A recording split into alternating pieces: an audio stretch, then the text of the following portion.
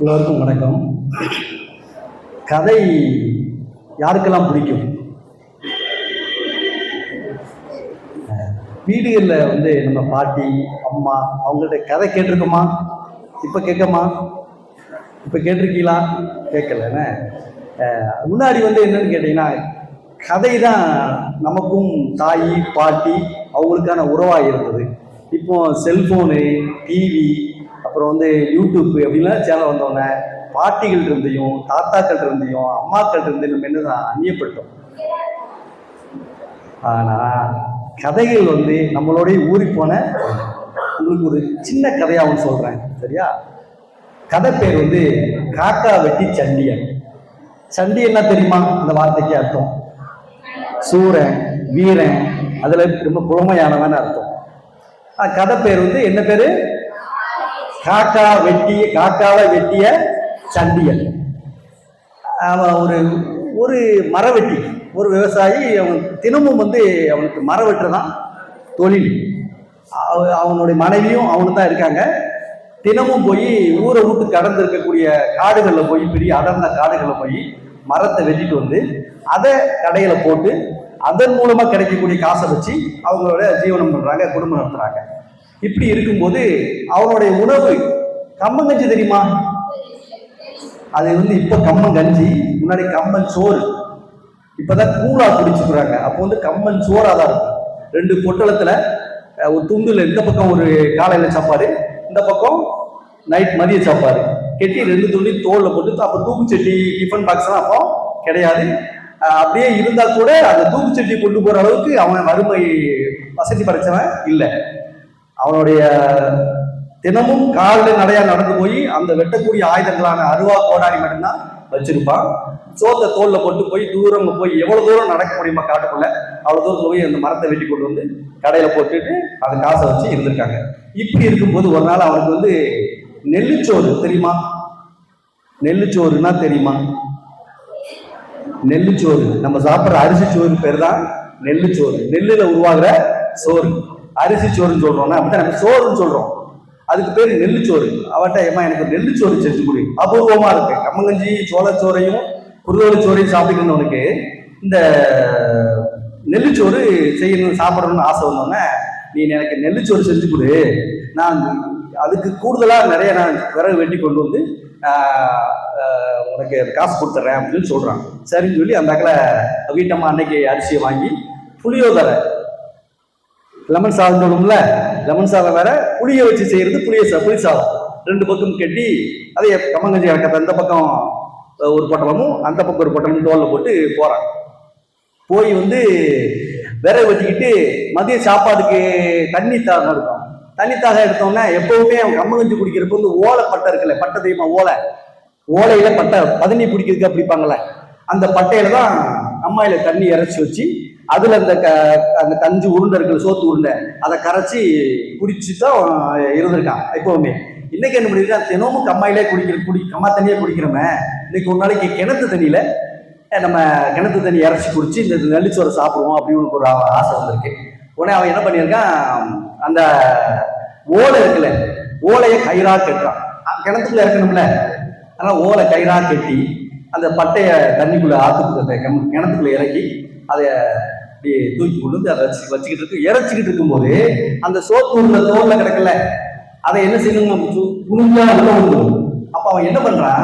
அந்த சோத்து உருண்டைய 2 உருண்டையும் எடுத்து அந்த கிணத்துடைய வாவலைன்னு சொல்லுவாங்க, அது பேரு. அந்த கிணத்துடைய வட்டமா இருக்கக்கூடிய விளிம்பு இருக்குல்ல, அதுல அந்த பக்கமும் இந்த பக்கமும் தொங்க விட்டுருதான்.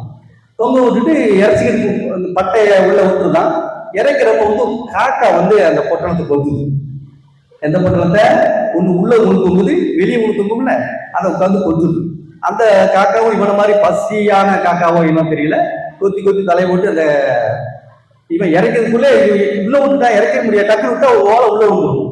அப்படித்தானே? அந்த காக்காவை முடுக்கிறதுக்காக நம்ம துரத்துறதுக்காக அதை விட்டுட்டோம்னா அந்த பட்டை அந்த உள்ள விழுந்துடும். அப்படின்னு இறச்சிட்டு இருக்கும் போது இது தலையை உள்ள ஓட்டி கொத்தி காக்கா அந்த தோத்தை உள்ள திங்கி தலையை உள்ள ஓட்டுது.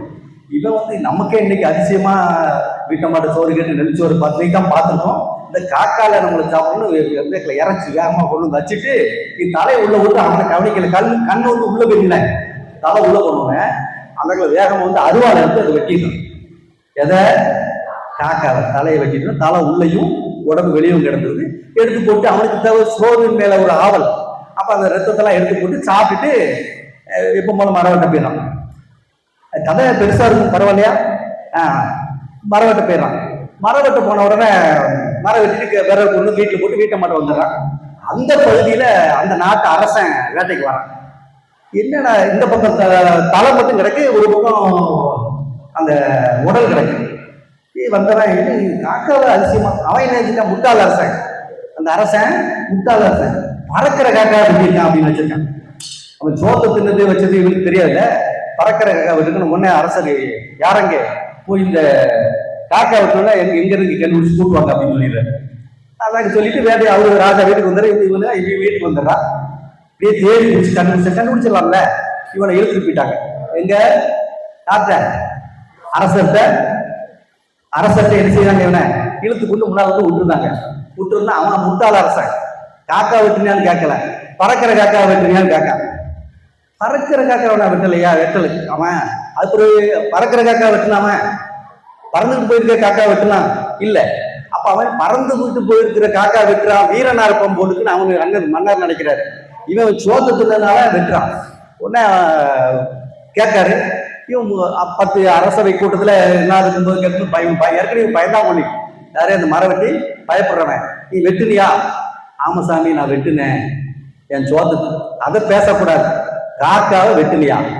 ஆமாட்டான். உடனே ஆமா உடனே மன்னர் அந்த படை அந்த அவருக்கு மன்னருக்கு கீழே இருப்பாங்கல்ல, அவங்கள அரசரே இவன் தான் வெட்டிட்டான், இவன் தான் வெட்டிருக்கான் அப்படின்னு அவங்க என்ன சொல்லிட்டாங்க, பறக்கிற காக்காவை தான் வெட்டிட்டாங்க அப்படின்னு சொல்லி இவ்வளவு பெரிய வீரர் இருக்கான இந்த ஊர்ல நாளையிலிருந்து நீ இந்த அரசவையில என்னது படைவீரனுக்கு வந்து சொல்லிடுறாங்க. யார? காக்கா வெடிச்சு மரம் வெட்டு வீரன் அப்படின்னு சொல்லி படை வீரனா சேர்த்துடுறாங்க. படை வீரனா இருக்கும்போது ஒரு நாள் அந்த ஊருக்குள்ள கிணறு, நல்ல தண்ணி கிணறு, மக்களுக்கு தண்ணி குடிக்கக்கூடிய நல்ல தண்ணி கிணத்துக்குள்ள பாம்பு உள்ள கிடக்கு அப்படின்னு மக்கள் கூட வந்து அரசரே இந்த மாதிரி நாங்க நல்ல தண்ணி குடிக்க போற கிணத்துக்குள்ள பாம்பு பயங்கரமா இருக்கு, ஆமா புலி இப்படி நடந்திருக்கும்போது ஒரு அரசர் வந்து காட்டுக்குள்ள எங்க விவசாயிகளை பூரா புலி வந்து நாசம் பண்ணுது, அதனால வீடுகள்ல ஆடு மாடை வளர்க்க முடியல, காடுகள்ல ஆடுகளை பத்திட்டு போக முடியல, அதனால எனக்கு இந்த புலியை காலி பண்ணணும்னு. அது அவ்வளவுதானே, நானே காக்கா வெட்டி செஞ்சு அனுப்பி வைக்கன்னு சொல்லி படை வீரர்களை அனுப்பி வைக்காங்க. படை வீரர்களை இவங்க வந்து சாயந்தரம் சொல்லியிருக்காங்க, காலையில காக்கா வெட்டி செஞ்சு வருவான், உங்களை அந்த புலிகளை கொண்டு வருவான், கொண்டு சொன்ன நைட்டு படுத்துருக்கான். மன்னர் சொல்லி விட்டுதாரு, நாளைக்கு காலையில படை வீரர்களோடு சேர்ந்து நீ புலிய கொண்டு போனோன்னு. அன்னைக்கு பார்த்து புலி வீட்டுல படுத்துருக்கா. இவன் வீட்டு முன்னாடி கிடந்திருக்கு. யார் வீட்டு முன்னாடி? இவன் வீட்டு வாசல்ல அன்னைக்கு யதார்த்தமா வந்ததான் வாசல்ல இருந்திருக்கு. இவன் வந்து நைட் நேரத்துல அந்த ஆடு கத்துன்னு சொல்லி வெளியே போயிருக்கான். இவனை பார்த்து பாய வந்து வீட்டை சட்டார்னு கதை அடைச்சிருக்கான். அடைச்சோட தலை உள்ள மாட்டிக்கிட்டு, எதோ தலை? புலியோட தலை. இவனை விட வீரம், இவன் வீட்டமா வீரமான பொம்பளை. அடைச்ச உடனே அருவாளர் இருந்துக்கேன், அருவாளர் எடுத்துக்கிட்டு அவன் வெட்டி தலையை கையில கொடுத்தான். யார் கையில? காக்கா வெட்டி செஞ்ச கையில தலையை கொடுத்து போய் முன்னே போய் அரசத்தை காட்டு அப்படின்னு இந்த அரசத்தை போய் கொடுக்குங்க. அப்பா எப்படி புகழ்வாரு, நேற்று பேசிக்கிட்டா இருந்தா புலி வெட்டி கொண்டு விட்டாலையா அப்படின்ட்டு இவ்வளவு பெரிய வீரனா நம்ம இழந்திருக்க மாட்டேன். இன்னும் இருந்து நீ இந்த ஒரு படைக்கு நீ தான் தளபதி அப்படின்னு சொல்லி நியமிச்சிடுறாங்க. இப்படி இருக்கும்போது காடுகள்ல காண்டாமிருகம் தெரியுமில்ல, அந்த மிருகம் வந்து வாழைத்தோப்புகளை கூட அழிக்கி அப்படின்னு ஒரு விவசாயிகள்லாம் வந்து சொல்லையும், வாழைத்தோப்பு தானே நீங்க போங்க நம்மளால அனுப்பி வச்சிருன்னு இவன் அனுப்பி வச்சிருக்காங்க. இவனுக்கு 10 பேர் அடியாளுங்க படைவீரர்களோட போறாங்க. போய் யாரும் எந்த காரணத்தை கொண்டு உள்ள வந்துடக்கூடாது, வராதிங்க, சத்தம் போட்ட பிறகு வாங்க அப்படின்னு சொல்லிட்டு உள்ள இறங்கிட்டான் வாழைத்தோப்புல. இவன் என்ன செய்யறான், காண்டாமிருகம் அடிச்சு பயந்து உள்ள போறான். அந்த கம்பை ஊறிக்கிட்டு ஒரு சூரியக்கத்தி எனக்கா இருக்கலாம், அதாவது கம்பு இருக்கும், அதுல குத்தி மாறு இருக்கும், அதை வச்சு குத்துறது, அதை கையில கொடுத்தாங்க. இவனுக்கு எப்படி பிடிக்கணும்னு தெரியாது. இவங்க உள்ள போறான். உள்ள போனோன்னு இவங்க படைவீரர்கள்லாம் அந்த தோட்டத்தை சுத்தி நிற்காங்க. உள்ள போய் உள்ள கூட கரெக்டா புலி வாழைத்தோப்பு அந்த காண்டாமிருகம் வாழைத்தோப்பு கிணறுக்கிட்டு இவனை பார்த்துட்டு அவன் சும்மா இருக்குமா, இவனை பார்த்தா விரட்டுது, இவன் திரும்பி ஓடலாம். ரிட்டன் ஓடும்போது விரட்டு பாய் வருது, இவன் வந்து அந்த கம்பை ஊடி ஓடுறான், கம்பை விட்டுட்டு ஓடிட்டான். கம்பை குத்தி குத்தி ஓடுற, கம்பு சகதிக்குள்ள மட்டும் கம்பை அது முன்னால உருவ முடியல விட்டுட்டு ஓடுதான். அந்த சிறு அந்த காண்டாமருக்கு பாயும் சொல்லி கம்பி மேல உண்டு. எது மேல? எது மேல? அந்த ஈட்டி எனக்கு இருக்குல்ல, அது மாறும் சத்தம் கொடுத்தா இவங்க வெளியே இருக்க குத்திட்டாங்க. நம்மாரு வெளியில இருக்காங்க படைவர்கள், குத்தி மறைச்சிட்டாங்க. செத்துருச்சு. சத்தம் பண்ணி உள்ள வந்தா செத்துக்கிறது. இவன் வீட்டு ஓடுற வீட்டுக்கு ஓடி விட்டான். யாரு? காக்கா வந்து பாய்ந்து போய் இல்லைங்க வீட்டுக்கே வந்துட்டான். இவங்க என்ன மன்னர சதா சதா சதம் சத்தம் கேட்டுச்சு.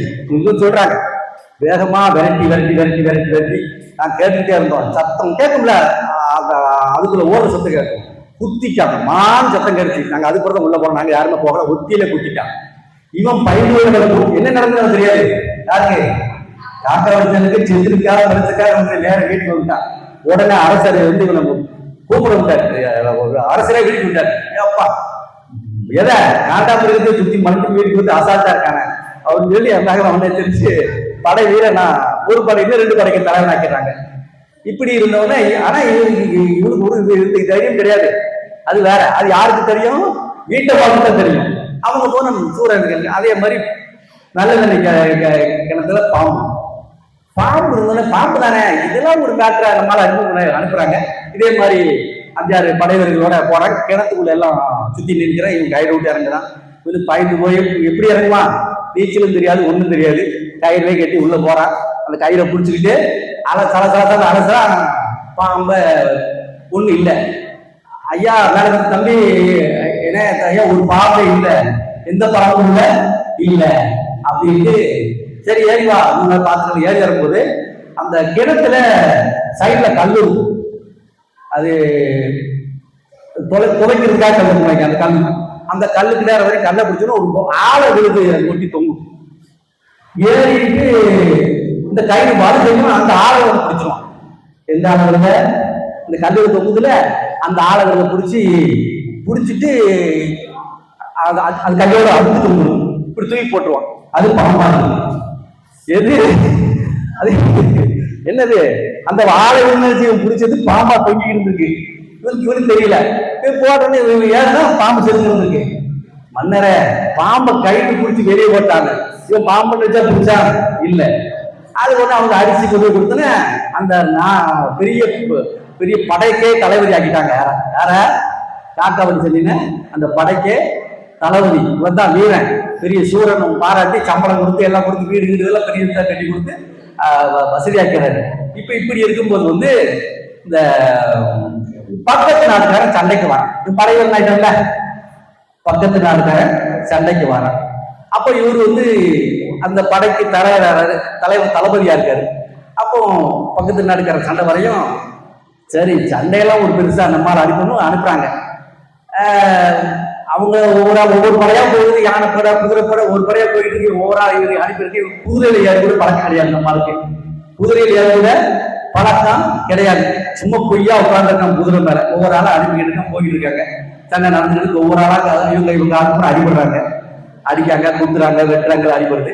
கடைசியில இவன் பொண்டாடி பார்த்தா இவன் போய்க்கிற மாட்டான், ஒரு ஆளை ஒதுக்கிட்டு இருக்கான் அப்படின்ட்டு என்ன பண்ணிடுறா, அவங்க படை வீரர்களோட எல்லாம் காலி வரும்போது இவனை இந்த குதிரையுடைய வாழை கடிச்சு விட்டுதான்.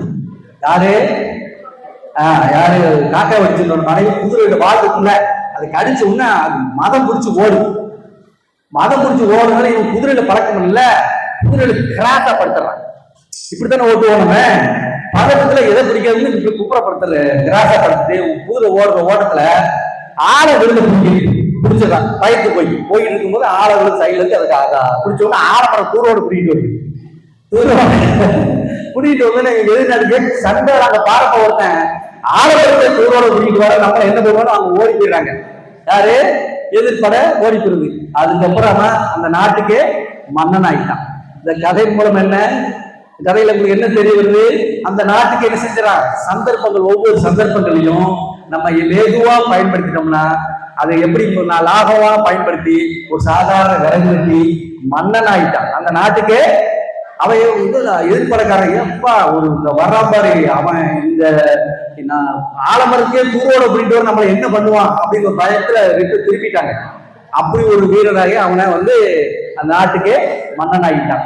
அதனால சந்தர்ப்பங்கள் வந்து எப்பொழுதுமே நமக்கு ஏதுவாக அமையறதுக்கு என்னென்ன செய்யணுமோ செய்யணும். இதுல வந்து நீங்க வந்து புத்தகம் வாசிக்கிற பழக்கம் யாராச்சும் இருக்கா? புத்தகம் வாசிப்பீங்களா? புத்தகம்னா பள்ளிக்கூடத்து புத்தகம், காலேஜ் புத்தகம் இல்லை. இது தமிழ் மாணவர்கள் இருக்கீங்களா? தமிழ்துறை மாணவர்கள் இருக்கீங்களா? இருக்கீங்களா?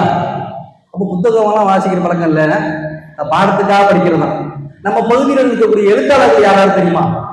இந்த பகுதியில் இருக்கக்கூடிய எழுத்தாளருடைய கதைகள் சி ராஜநாராயண் ஒரு எழுத்தாளர்கள் யாருக்கா தெரியுமா? தெரியாதுன்னு நிறைய அதான் வாசிக்கணும். வாசிச்சாதான் வாசிப்புங்கிறது முக்கியம். வாசிக்கிறது வந்து எல்லாத்தையும் மிஞ்சினது, எல்லாத்தையும் கூடுதலானது. வாசிக்கணும், நல்ல கதை கேட்கணும். இப்ப கதை கேட்கறது பாட்டிகள்லாம் நாங்களாம் பாட்டியினுடைய கதையை கேட்டு தாத்தாவுடைய கதை கேட்டு வசம் வளர்ந்தவங்க. இப்பெல்லாம் அதுக்கு நேரம் இல்லை. அதனால கதை நல்லா இருந்துச்சா? மகிழ்ச்சி. உங்களை சந்தித்ததுல ரொம்ப ரொம்ப ரொம்ப ரொம்ப மகிழ்ச்சி. வணக்கம். நன்றி.